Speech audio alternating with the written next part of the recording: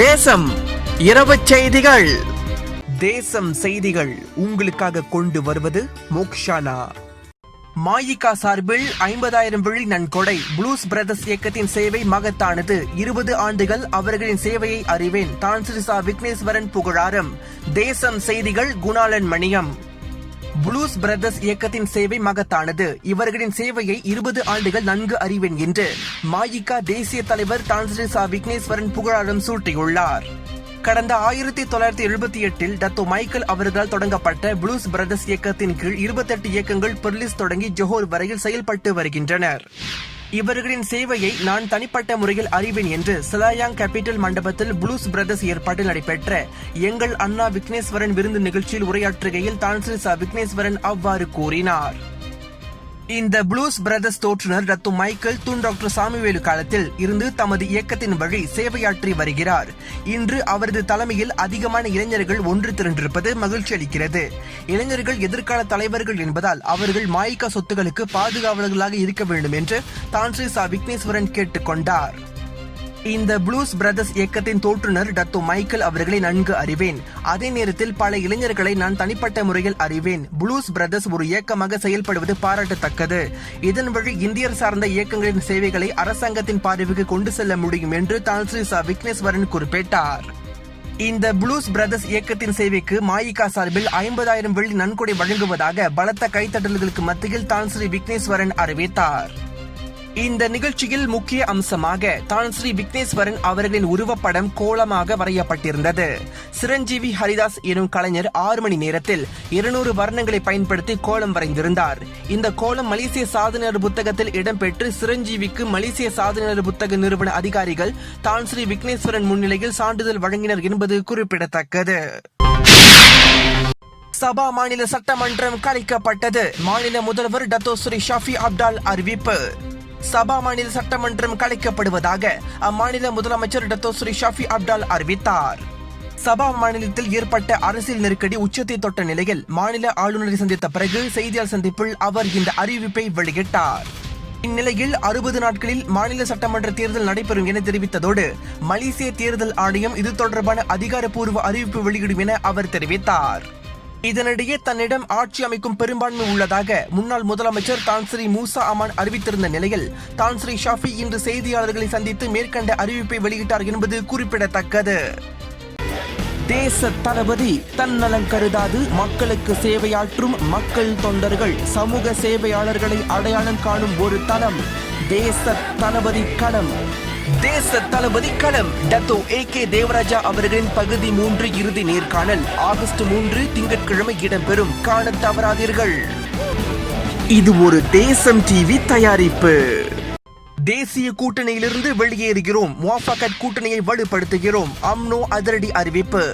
தேசிய கூட்டணியிலிருந்து வெளியேறுவதுடன் தங்களுக்கு அதில் இணைய விருப்பமில்லை என அம்னோ தேசிய தலைவர் Datuk Seri Ahmad Zahid Hamidi அறிவித்தார். மேலும் பாஸ் கட்சியுடன் எங்களின் ஒத்துழைப்பு தொடருவதோடு முவாஃபகத் நேஷனலை வலுப்படுத்துவோம் என முகநூல் பதிவில் அவர் குறிப்பிட்டிருந்தார். இதனால் மலேசிய அரசியலில் மீண்டும் புயல் வீச தொடங்கியுள்ளது என்பது குறிப்பிடத்தக்கது. தேசிய கூட்டணியிலிருந்து அம்னோ வெளியேறினாலும் தான்ஸ்ரீ முஹிடின் யாசின் அரசாங்கத்திற்கு ஆதரவு தெரிவிக்கப்படும். அம்னோ தேசிய தலைவர் Datuk Seri Ahmad Zahid Hamidi தகவல்.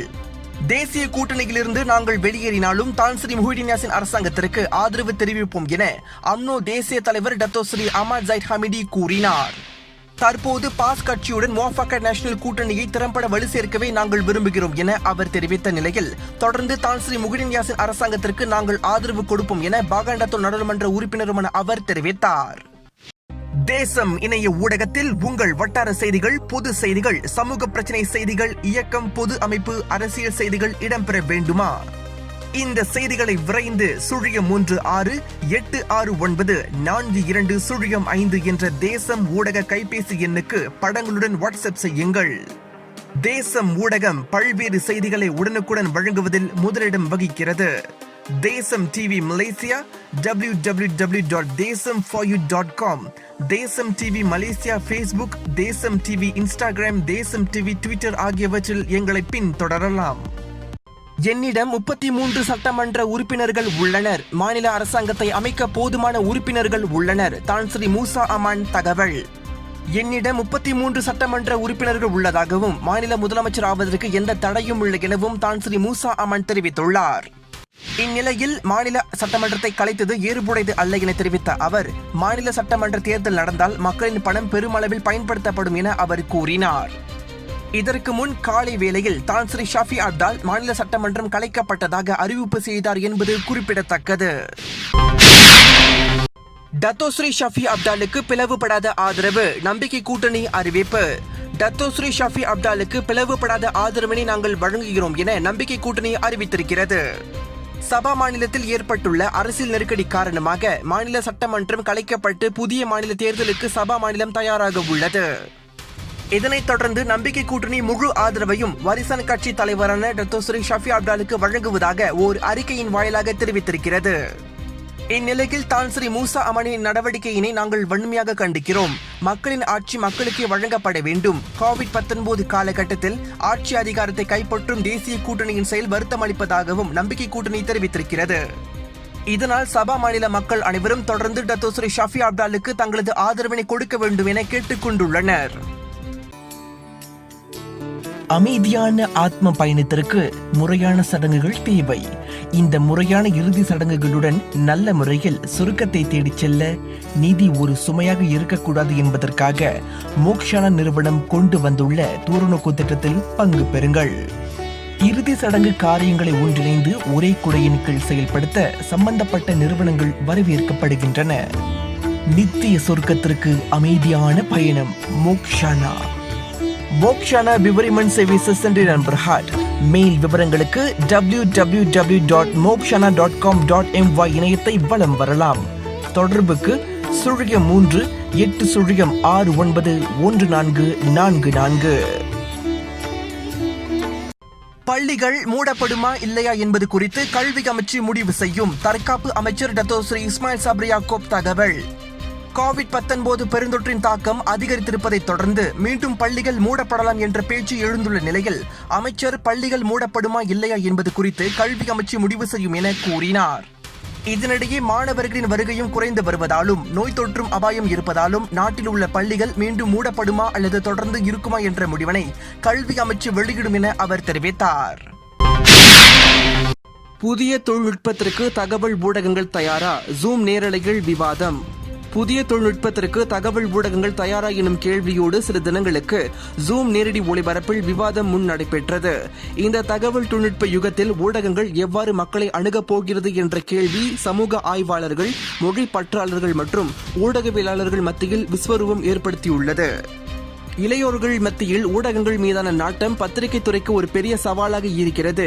புதிய தொழில்நுட்பம் மறுபுறம் மின்னல் வேகத்தில் வளர்ச்சி அடைந்து கொண்டு இருக்கிறது.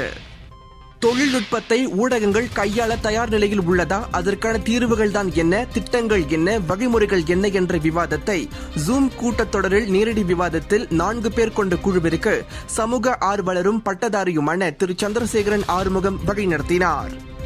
இந்த ஜூம் நேரலையில் சுங்கையைச் சேர்ந்த பத்திரிகையாளரும் அரசியல் ஆய்வாளருமான திரு ப. சிவாலெனின், மலேசிய கிணையின் தமிழ் செய்தியாளரும் செம்பருத்தி இயக்கத்தின் ஒருங்கிணைப்பாளருமான திருமதி சாந்தா பெருமாள், மனித ஆற்றல் மேம்பாட்டின் பயிற்றுனர் கல்வியாளர் திரு கண்ணன், இளம் வழக்கறிஞர் குமாரி மல்லிகா ஆகியோர் கலந்து கொண்டு தங்கள் கருத்துக்களை தெரிவித்தனர். இந்த 1 மணி நேர நேரடி ஒளிபரப்பில் ஊடகத்துறையில் மாற்றங்கள் ஏற்பட வேண்டிய அவசியம், புதிய தலைமுறைக்கு ஏற்ப இத்துறையில் ஆர்வம் காட்ட எவ்வாறான வாய்ப்புகள், திட்டங்கள் இளையோருக்கு அமைத்துக் கொடுக்க வேண்டும் என விவாதங்கள் முன்வைக்கப்பட்டன. மேலும் காலத்திற்கு ஏற்ப ஊடகங்கள் மாற வேண்டிய கட்டாயத்தையும் அவர்கள் இங்கே பதிவு செய்தனர். எனவே ஊடகத்துறை நிலைத்து நிற்க வேண்டும் என்றால் புதிய தொழில்நுட்பத்தை கட்டாயமாக கையாள வேண்டும். அது மட்டுமல்லாமல் மக்களின் தேவை அறிந்து செயலில் ஈடுபட ஊடக உரிமையாளர்கள் இறங்க வேண்டும். இல்லையெனில் எதிர்காலத்தில் ஊடகத்துறை முற்றாக செயலிழக்க வேண்டிய சூழ்நிலைக்கு தள்ளப்படும். இதனை கருத்தில் கொண்டு ஊடகத்துறையில் இருப்பவர்கள் தங்களை மாற்றிக்கொள்ள தயாராக வேண்டும் என்று இந்த நேரலையை வழிநடத்திய ஆ. சந்திரசேகரன் கோரிக்கையை முன்வைத்து முடித்து வைத்தார் என்பது குறிப்பிடத்தக்கது. தேசம் ஊடகத்தில் விளம்பரம் செய்ய வேண்டுமா? தேசம் TV Malaysia YouTube channel, www.desamforyou.com portal, தேசம் டிவி மலேசியா ஃபேஸ்புக், தேசம் டிவி இன்ஸ்டாகிராம் உள்ளிட்ட தேசம் ஊடகங்களில் குறைந்த விலையில் விளம்பரம் செய்ய விரும்புகிறவர்கள் 0168694205 என்ற எண்ணில் தொடர்பு கொள்ளலாம். COVID-19 இன்று 8 புதிய சம்பவங்கள் பதிவு. சுகாதாரத்துறை தலைமை இயக்குனர் தகவல். COVID-19 பெருந்தொற்று காரணமாக இன்று நாட்டில் 8 புதிய சம்பவங்கள் பதிவாகியுள்ளதாக சுகாதாரத்துறை தலைமை இயக்குனர் டாக்டர் நூர் இஷாம் அப்துல்லா கூறினார். இந்நிலையில் 5 பேர் இன்று குணமடைந்து வீடு திரும்பியுள்ளனர். இதனால் மொத்தம் 8617 பேர் இப்பெருந்தொற்றிலிருந்து குணமடைந்துள்ளனர். நாட்டில் இன்று எந்த ஒரு மரண எண்ணிக்கையும் பதிவாகவில்லை. இதனால் மரண எண்ணிக்கை 124 உள்ளது. நாட்டில் மொத்தம் 8964 பேர் இதுவரை COVID-19 பெருந்தொற்றில் பாதிக்கப்பட்டுள்ளனர் என்பது குறிப்பிடத்தக்கது. இந்திய மாணவர்கள் எத்தனை பேருக்கு மெட்ரிகுலேஷன் இடங்கள் வழங்கப்பட்டுள்ளது? கல்வி அமைச்சர் பட்டியல் வெளியிடுவாரா? டாக்டர் குமரன் கேள்வி. 2020 கல்வியாண்டின் மெட்ரிகுலேஷன் கல்வி வாய்ப்பு கிடைக்காமல் ஏராளமான இந்திய மாணவர்கள் தடுமாற்றத்தை எதிர்கொண்டுள்ள நிலையில் இந்திய மாணவர்களுக்கான மெட்ரிகுலேஷன் குறித்த பட்டியலை கல்வி அமைச்சர் வெளியிடுவார் என்று மலேசிய முன்னேற்ற கட்சியின் ஸ்லாங்கூர் மாநில தலைவர் டாக்டர் குமரன் கேள்வி எழுப்பியுள்ளார். தேசிய கூட்டணி அரசு இந்திய சமுதாயத்தை அலட்சியம் செய்யும் போக்கு தொடர்கின்றது. இந்திய மாணவர்களுக்கான மெட்ரிகுலேஷன் வாய்ப்பு விவகாரத்தில் தேசிய கூட்டணி அலட்சியம் காட்டி வருவதாக குமரன் குற்றம் சாட்டினார். கடந்த 2019 கல்வியாண்டில் மலேசிய இந்திய மாணவர்களுக்கு போதுமான அளவில் மெட்ரிகுலேஷன் இடங்கள் அளிக்கப்படவில்லை என்று நம்பிக்கை கூட்டணி ஆட்சியில் குரல் கொடுத்தவர்கள் இப்போது பேச மறுக்கின்றனர் என்று குமரன் தெரிவித்தார். SPM தேர்வில் சிறந்த முறையில் தேர்ச்சி பெற்றிருந்தும் ஏழை குடும்பங்களைச் சேர்ந்த அதிகமான இந்திய மாணவர்கள் மெட்ரிகுலேஷன் கல்லூரிகள் வாய்ப்பு கிடைக்காமல் தங்களின் எதிர்காலம் கேள்விக்குறியானதை எண்ணி கலக்கத்தில் உள்ளனர். இப்படிப்பட்ட நிலையில் இதுகுறித்து விளக்கம் அளிக்க வேண்டிய கல்வி அமைச்சு தொடர்ந்து மௌனம் காத்து வருகிறது. இதில் குறிப்பாக கல்வி அமைச்சரும் அம்னோவிலிருந்து விலகி பிர்சத்து கட்சியில் இணைந்துள்ள செனட்டருமான டாக்டர் முகமது ரட்ஸிமா ஜீடின் இதுகுறித்து இதுவரை எந்த அறிக்கையும் வெளியிடாமல் இருப்பது இந்திய சமுதாயத்தை அலட்சியம் செய்வதாக அமைகிறது. அதே நேரத்தில் ஒற்றுமைத்துறை அமைச்சரும் தேசிய கூட்டணி அரசில் இந்திய சமுதாயத்திற்கு பொறுப்பேற்றுள்ள அம்னோ அரசியல்வாதியுமான டத்தோ ஹலிமா பின்தி முகமது சாதிக்கும் மெட்ரிகுலேஷன் வாய்ப்பு கிடைக்காத இந்திய மாணவர்களை பற்றி கண்டு கொள்ளாமல் இருக்கிறார். எனவே இந்திய மாணவர்களுக்கு ஒதுக்கப்பட்ட மெட்ரிகுலேஷன் இடங்கள் குறித்த விவரத்தை டாக்டர் முகமது ரட்ஸிமா ஜீடின் உடனே தெரிவிக்க வேண்டும் என்றும் இன்னும் அதிகமான மெட்ரிகுலேஷன் இடங்களுக்காக அமைச்சரவையில் ஹலிமோ குரல் கொடுக்க வேண்டும் என்றும் மலேசிய முன்னேற்ற கட்சி சார்பில் டாக்டர் குமரன் கேட்டுக் கொண்டுள்ளார். தேசம் கலைஞர் களம் நம் நாட்டில் இருக்கிற மண்ணின் மைந்தர்களை சும்மா பளிச்சுன்னு போட்டு காட்ட போகிறாங்க. ஒவ்வொரு சனிக்கிழமையும் தேசம் டிவி மலேசியா யூடியூப் சேனலை பார்க்க மறந்துடாதீங்க. சப்ஸ்கிரைப் பண்ணி மறந்துடாதீங்க. மேலும் சமூகம், சமுதாயம், வர்த்தகம், சுகாதாரம், மக்கள் பிரச்சனை உள்ளிட்ட செய்திகளை தெரிந்து கொள்ள தேசம் தொலைக்காட்சியை பின்தொடருங்கள்.